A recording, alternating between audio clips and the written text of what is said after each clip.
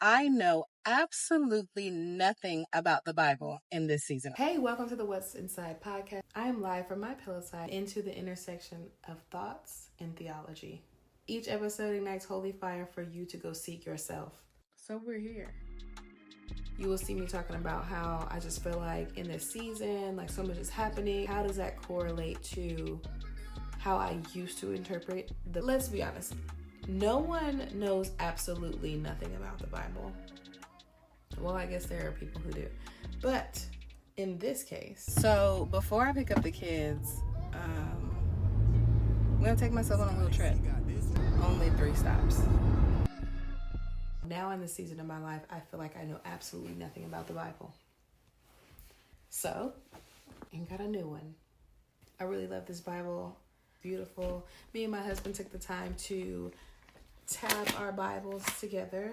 Just keep it a little bit more organized, official. Not only going back to Genesis, but going back to all the pretext. Square one. I say new eyes. We're starting over.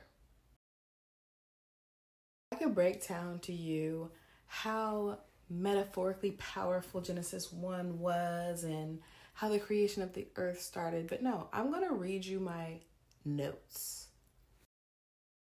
So when reading this, I remember like my first thought went back to, wait, did the devil get cast out of heaven before or after earth was created? So I did some research. Did God only create life in the atmosphere? What influence or rule Satan thinks that he has? It never will come out to God and God's kingdom because he will never have power. Not only did God cast the devil out, but he even created life in the desolate, right? Like, that's crazy. Satan himself still can't survive, let alone thrive. On top of that, created living beings in his own image, right? To thrive there. So essentially, the creation of humankind in his image, that's us. So you know how people say hell on earth? Whose hell is hell on earth, right? They're just actually my brain run-throughs. You know how you run a line? Anywho, God created living beings in his image, not only to live, but to thrive there. Though that we have our own free will, we still have been created in God's image. We also have the authority to bind the devil and command the devil to leave, and because he still has no authority. Watching a word and it was talking about how the devil has authority in the air. And if you want to go on your own and explore this thought, please go ahead. You can be in the air, but you can never give breath, right? So just think about that. So we do have the authority to bind up all of the works of the devil. Now imagine this. God sends you to a place, a desolate world because of your disobedience, just to show you. And that was the end of my sentence. And then that's when I was delivered a word. And the word is this: I still dwell in the soils of the earth, right? I will allow you to see all the good things that I can do in you and through you. What if we are just all a part of this unspoken community that God is using? We know we are, right? But what if he is using us to change the heart of Satan himself that he created? Genesis 1:9, each seed will produce plants and trees from which they came. So does that not mean the enemy still has the opportunity to change his heart and take of believers like you and me who have learned to combat a life of sin-fueled influence? Kind of sounds right to me. And then there's also this: how gracious and merciful is our God? Just for a moment, just think. How gracious is he that he can still seek to change the heart of his greatest betrayal? I just gotta sit with that. I have to sit with that. I guess my question would be, do you think that God gives second chances at the gate?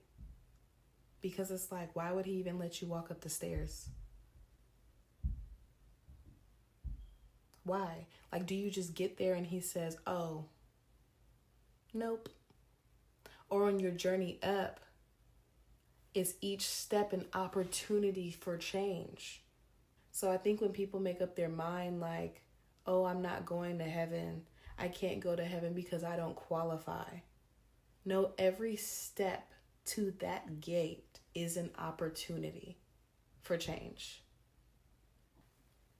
We're going to get to number two. Try to get some rest, or I'm going to dive deeper in this word. I hope that the Holy Fire ignited something in you that you can seek yourself, and we'll see you on the next video. It's been amazing. I'd love to hear your thoughts, comments, or helpful advice, because remember, like, deciding to look with new eyes, hear with new ears. My prayer language is not the same. My voice is not the same. But when we go back to the question of how gracious and merciful our God is, what do you think that you can forgive? If it's just one thing. What's crazy is when I say that I'm going to think of one thing, God placed in my mind, not only my heart, but my mind, of all of these things that I can forgive. And I'm saying to myself, I was going to say one thing, but oh. You know, we just really have to take a moment and rediscover our own hearts, picking old scabs. Let them heal. It's okay. Change your Band-Aid. I'm going to sleep. I gotta get some rest. I hope you do too. Good night. And that was What's Inside, episode 1.